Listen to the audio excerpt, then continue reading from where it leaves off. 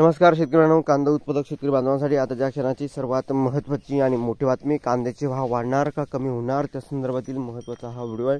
कांद्याचे भाव वाढणार, कशामुळे वाढणार, किती वाढणार आणि कधी वाढणार, आणि कांद्याचे भाव कमी होत आहे कशामुळे होत आहे, काय कारण आहे ते अगोदर संपूर्ण अपडेट आपण जाणून घेत आहोत।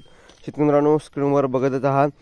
या ठिकाणी बघितलं महत्त्वाची अपडेट म्हणजे आताच्या क्षणाची आलेली घडामोड आहे कांदा उत्पादक शेतकरी बांधवांसाठी। तरी शेवटपर्यंत नक्कीच व्हिडिओ बघावा। कळकळीची विनंतीच करू शकता। परदेशी कांदा भारतात येतोय विक्रीला। या ठिकाणी बघितलं शेतकऱ्यांनो, पाकिस्तान अफगाणिस्तानचा कांदा भारतामध्ये या ठिकाणी छुप्या मार्गाने येत आहे। सध्या देशाची कांद्याचे भाव वाढत आहे।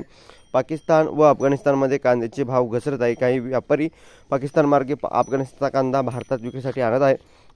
अफगाणिस्तानचा लाल कांदा पाकिस्तान मार्गे देशात विक्रीसाठी आणला जात आहे। त्याचा फटका देशातील कांदा उत्पादन तसेच व्यापाऱ्यांना होत आहे। त्याच मित्रांनो, केंद्र सरकारचे नियंत्रण हवे। सध्या बाजारात कांद्याची आवक ही जुन्या कांद्याची होत आहे। देशातील काही बाजारात अफगाणिस्तानचा कांदा विक्रीसाठी येत आहे असे म्हटले जाते। देशात साठलेला जुना कांदा दिवसेंदिवस कमी होत आहे। अफगाणिस्तानमधील कांदा जर बाजारात विक्रीसाठी येऊ लागला तर देशातील कांद्याचे भाव या ठिकाणी कमी होतील।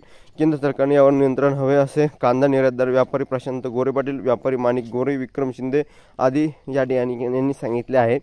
शेतकऱ्यांना कांद्याचे भाव कमी होणार का, तर परदेशी कांदा छुप्या मार्गाने देशामध्ये येतो आहे।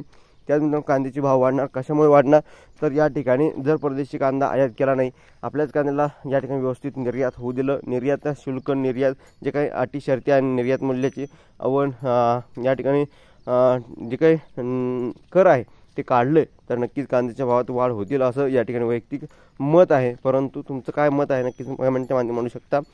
धन्यवाद। लाईक करा, शेअर करा, सबस्क्राईब, कमेंट करा। सांगा व्हिडिओ म्हणजे महाराष्ट्र सबस्क्राईब करायला विसरू नका।